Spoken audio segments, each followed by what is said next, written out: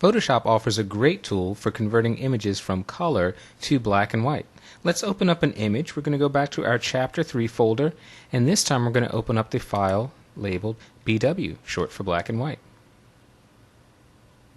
Now with this image on screen, what I'm going to do is select the Fit to Screen view. The shortcut for that is Control-0 on the PC, Command-0 on the Mac, to get it just a little bit bigger on our screen.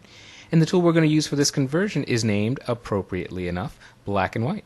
It's located in the Image menu, under Adjustments, and we'll simply scroll down and select black and white.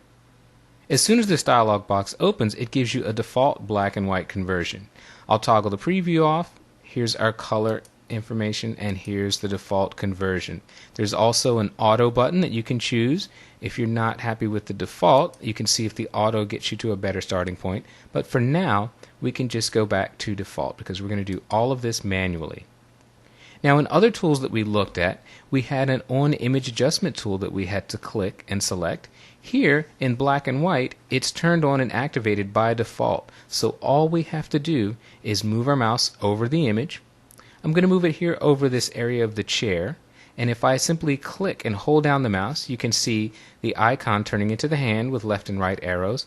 More importantly, in the black and white dialog box, you can see that the yellow value is highlighted. If I click and drag to the left, you can see those numbers go down, and the yellow parts of this image are getting darker. If I click and drag to the right, the yellow parts are getting brighter. Why yellow? Well, because I clicked on an item in the image that was yellow. Yellow was the underlying color information. So just because Photoshop gives you a black and white preview of the image doesn't mean it forgets the colors that were in this image. That's the beauty of the black and white tool. It lets you make image adjustments based on the underlying color information. If I go here and click on this chair, you can see that that's going to select blues primarily. So I'm going to slide this to the left to darken that blue value. Maybe I'll brighten it up a little bit. I changed my mind. I'll go a little bit brighter there. I'll select on this chair, and let's see what color is underneath there. That's red. What happens if we drag to the left? We're making those much, much darker. Notice that the yellow chair and the blue chair have been left alone. The table was also red, so that's getting darker. Let's go back here and find another color. In this foliage, let's click here and see if we can find a green color. We have green here, so we're simply going to click and let's lighten this up a bit. So we're going to open up those greens in there. And so with just a few clicks of the mouse, you can see that we can drastically alter the contrast in this image simply by changing tones based on their underlying color information. Let's go back for a minute, toggle the preview off. Here's the color information that we started, so you can see the individual discrete colors we have in the image of reds, blues, yellows, and greens, and now we've adjusted the brightness of all those values. Now there's another thing we can do with the black and white tool is we can tint the image. Once we're happy with this black and white conversion, we can go down and click on this tint box. And let's see how this works. We've got hue and saturation. The important thing when you're working with this tool is to boost your saturation up.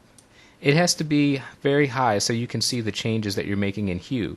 We're ultimately going to come down from this, so don't worry about your colors looking exactly right. Here the saturation is very high, but that's just so we can find a nice hue. If we wanted to get a nice sort of sepia print, we'll come over here. That's a little bit too much red. We'll add a little yellow in there, something about like that. Now to make it look real, we will bring the saturation down, way down. And if we come down here just to about 7%, you can see we've got a nice sepia toned image. If we wanted a cooler image, we can take this hue and drag it over towards the blue end, get a much cooler rendering of the image, something about like that. If that looks a little bit too strong, a little bit too cold for you, we can take the saturation slider and bring that down even further, down to about 3%, so we just have a slightly cool image. So within one dialog box, we can take the image from color to black and white and even perform a tint.